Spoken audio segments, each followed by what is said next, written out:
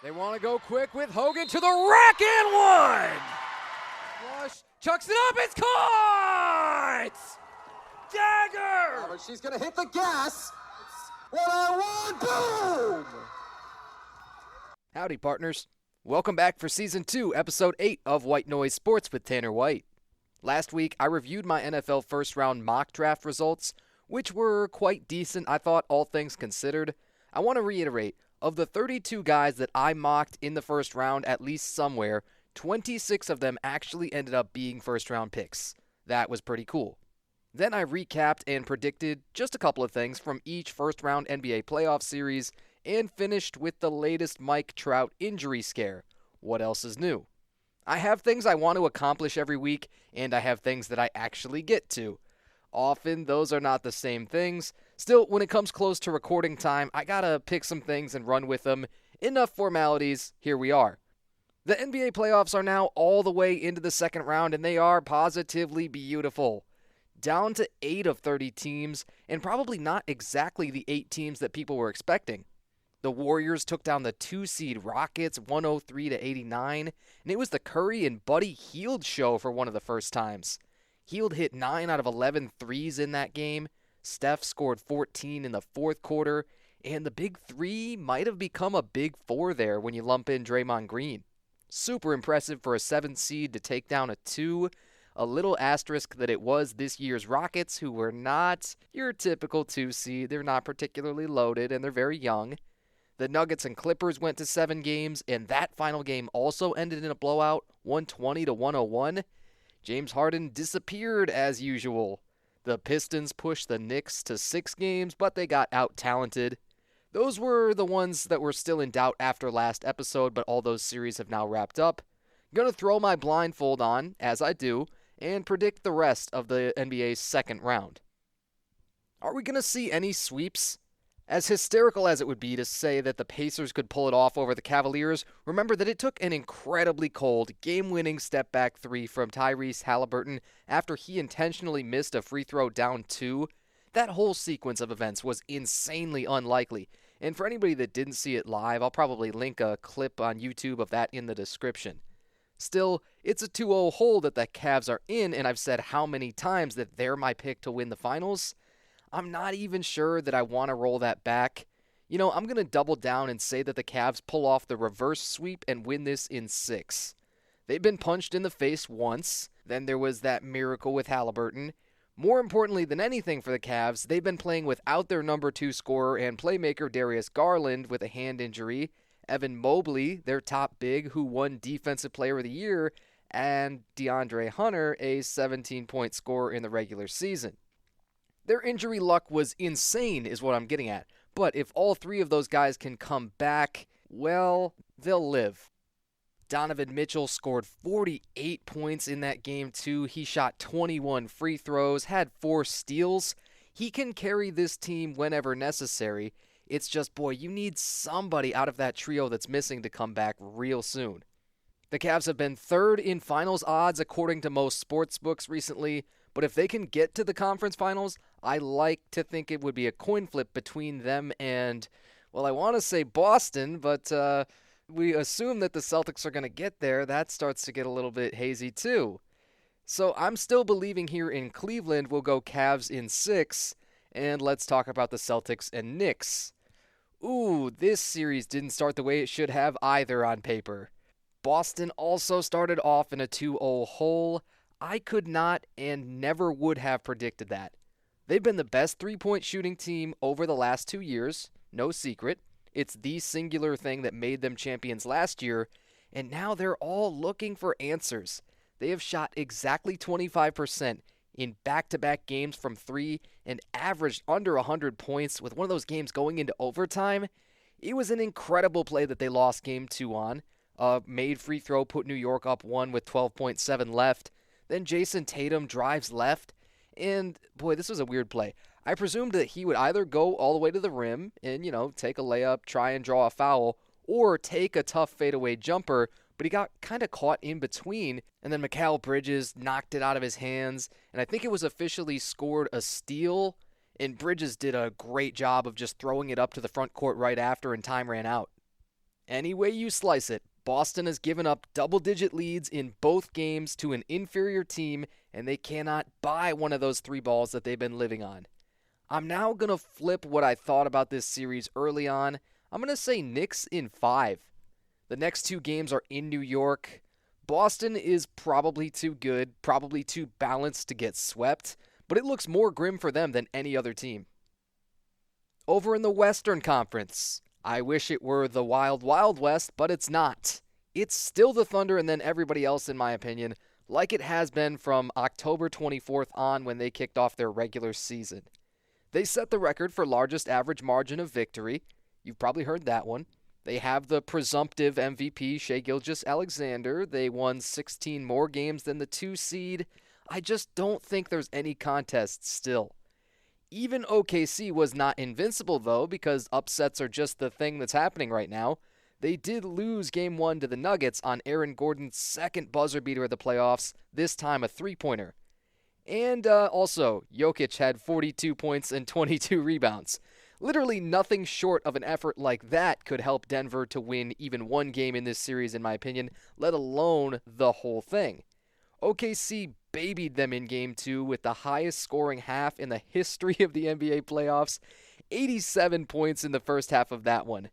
Thunder in 5, they're the best team in the West. They're also going to come up with a reverse sweep if you ask me. Moving on. The Timberwolves-Warriors series is shaping up to be the longest and most juicy, even considering all the cool upsets we've already seen. The biggest reason why is also probably the biggest injury news in sports right now. Steph Curry has a hamstring strain and is supposed to miss at least a week. Golden State is already the biggest long shot to win it all. They had to go all the way from the play-in to the 7th seed to 7 games with Houston. They've had the most difficult path by far of anyone.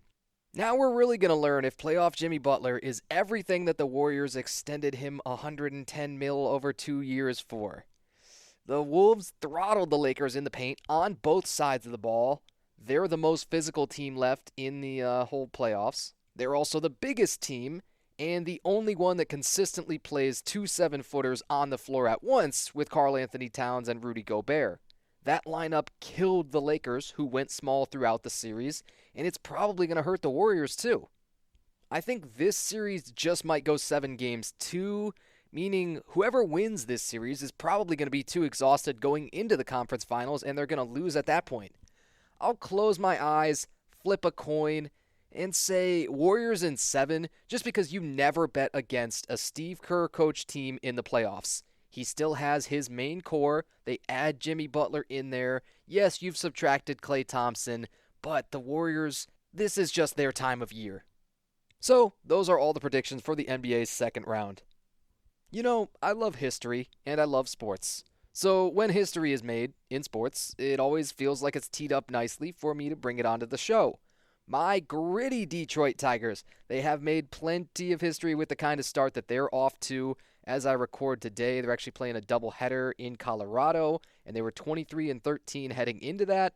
That all looks very nice. And they're first in the AL Central, unsurprisingly.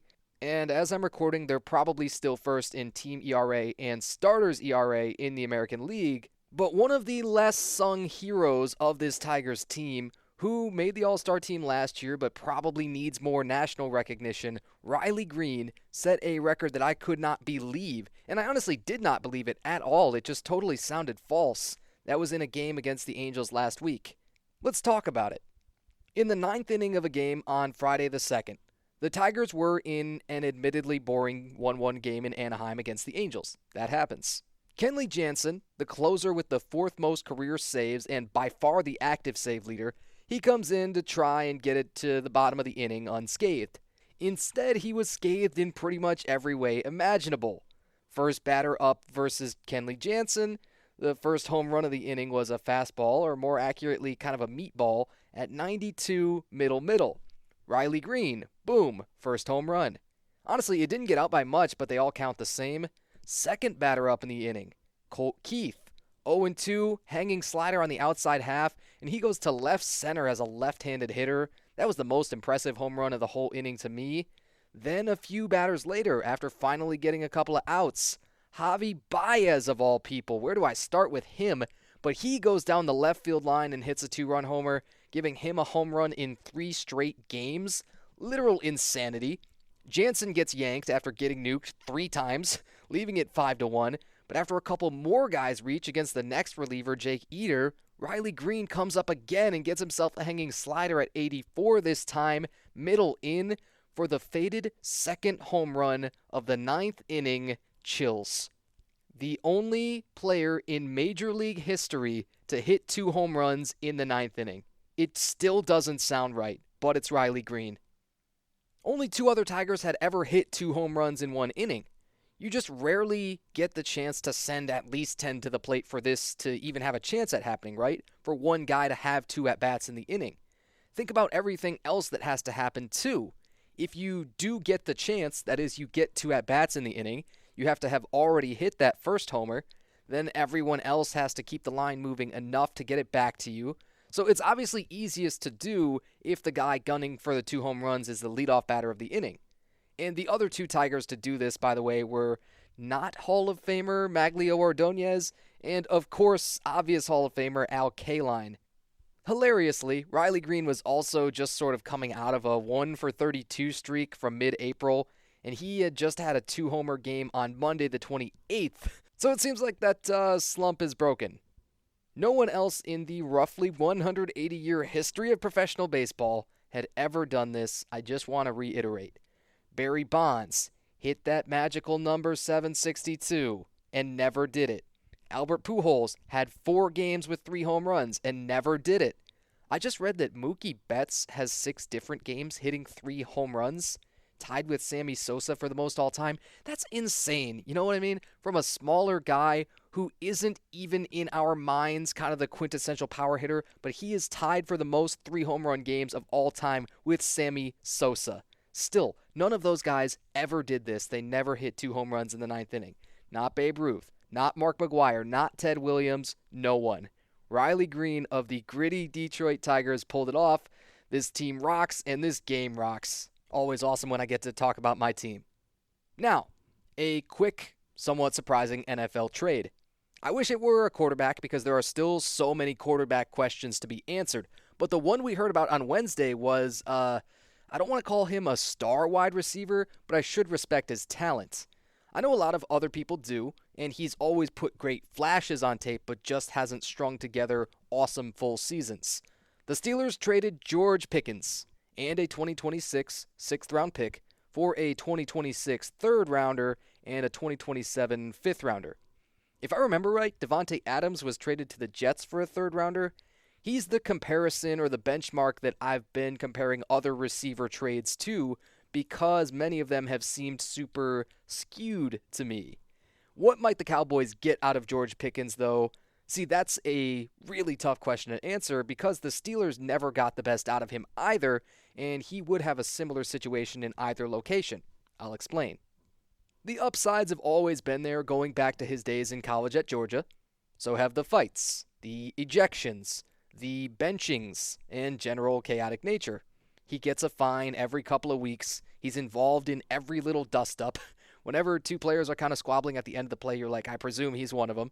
And if he could stay out of all that and focus on catching the football, he could be elite, a top 8 to 10 receiver in the league. He's 6'3", 200 pounds. He's a true X receiver. He looks the part and averaged 1,000 yards per 17 games in his career, but with only 12 touchdowns in 3 years, that doesn't jump off the page. He was also credited with 9 drops last year by Pro Football Focus, which had him ranked 92nd of 98 eligible receivers. You can't do that. The better destinations for Pickens, too, would have really been any team where he could have a good chance at being the number 1 wide receiver. The Steelers had already hit on a very nice trade for DK Metcalf, who is sort of the same type of player as Pickens, but he does everything better and has much better career numbers. That is to say, Metcalf is going to be top dog in Pittsburgh no matter what, especially no matter who their quarterback ends up being. Whether they eventually sign Aaron Rodgers, whether they want another veteran quarterback from somewhere else that we don't expect, or even if it's Will Howard, who they drafted 185th in the 6th round this year. So why then does a team who knows about Pickens' history as a diva, about his tendency to demand the ball even when not open, and who has one of the most targeted receivers on a rate basis in the history of the league, CeeDee Lamb, still trade for him. Of course, every team likes to have options. The Cowboys were utterly one-dimensional last year. They were 27th in rushing, 27th in percentage of run plays. You would have thought that with CeeDee Lamb getting over 10 targets a game, tied for third in the league, that he would have gotten double-teamed a ton and struggled.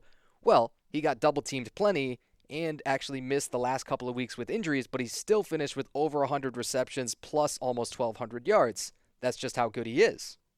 Pickens had exactly 900 yards with Pittsburgh this year, although the quarterback situation on both teams was, well, kind of a crapshoot. Now, the one sliver of hope that Dallas has, 2 years ago, when Dak was able to play a full season, he threw for 4,600 yards, 36 touchdowns, and he was second in MVP voting.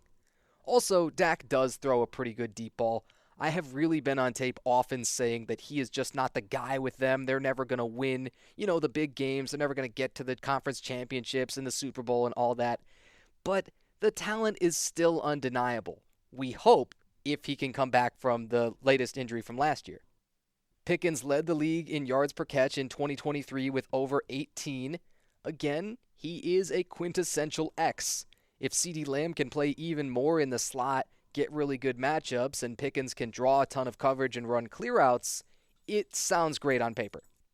People are saying about this trade, oh, Jerry Jones finally learned how to trade, or, oh, the Cowboys finally made an impactful offseason move. I don't think I would go that far. And also, we'll find out after this year how invested Dallas is in Pickens. Next offseason is when the Cowboys are going to have to make a decision about his fifth-year option, and it'll be an expensive decision any way you cut it. I'm guessing Pickens and Pittsburgh kind of mutually agreed to look for a trade because of the Steelers' quarterback drama. They still don't have any of that solved. And the fact that Dallas was one of the earlier suitors. Again, I'm guessing. There were better fits across the league, I think, objectively. The Patriots, the Raiders, the Saints, to name a few, they could have really used a big, tough, hard-headed, but a good ex-receiver. Still, Dallas must believe that they can fix this guy mentally. And if they can, then they have a chance to be a top 5 passing offense with a healthy Dak, CeeDee Lamb, and Pickens. This is really the only major trade or free agent news that we've had, at least since before the draft, which is kind of a bummer. I was hoping for some big swings, and I'm still waiting for any kind of news on Aaron Rodgers. There's still the Kirk Cousins situation in Atlanta. I don't see why he would want to stay there and be a backup. There's Jalen Ramsey still with the Dolphins. I believe he's looking for a trade still. Trey Hendrickson, the Bengals edge rusher. And we just have crickets right now. Somebody poke this whole NFL with a stick and make something happen. Last cool thing I saw in the Sportsverse this week, the Indiana Fever dismantling the Brazilian women's national basketball team 108-44 in a preseason exhibition game at Iowa. The WNBA typically doesn't even televise their preseason, but they just continue a crazy upward trajectory. The average viewers on this game, I think, was over 1.3 million. Good stat for them. So, all set for Season 2, Episode 8.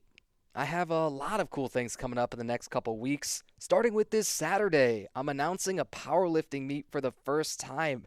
I get to be at my home gym. There's a few competitors I know ahead of time, and I get to help promote strength sports better.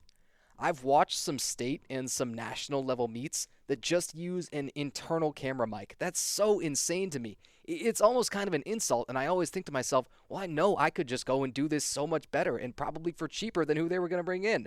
And now I get to try it. I'll throw the link to that stream in the description of this episode too, if I can remember. Really looking forward to doing that, adding it to my resume, of course. I love this sport of powerlifting a lot. I've had a ton of my own training momentum building up recently, so I'm just super excited about it, and now I get to combine my big passions. I'm also going to be calling the Michigan High School track final again at the end of May.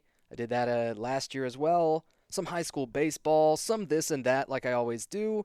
Still dropping an episode every single week, but I may finally look into different posting times because the algorithm and traction hasn't quite been there, and I want to know that this show is still worth my time, as it were. I'll probably keep the Friday at 2 p.m. schedule for this week, then ask about potential better or more preferred times for you, the audience, in the poll. I've read that early mornings and earlier in the week are better as to not get washed out by big shows with millions of plays, so that's a thought. Again, nothing will change on your side. We're still available on Spotify, Apple Podcasts, iHeartRadio. I still encourage you to check out my socials, Instagram, TikTok, Threads, at The Voice of Tanner, X, just Voice of Tanner, YouTube, the whole thing spelled out with spaces.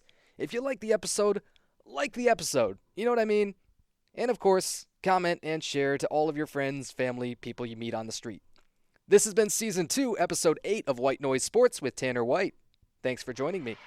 They want to go quick with Hogan to the rack and one! Flush, chucks it up, it's caught! Dagger! Oh, but she's gonna hit the gas. What I want, boom!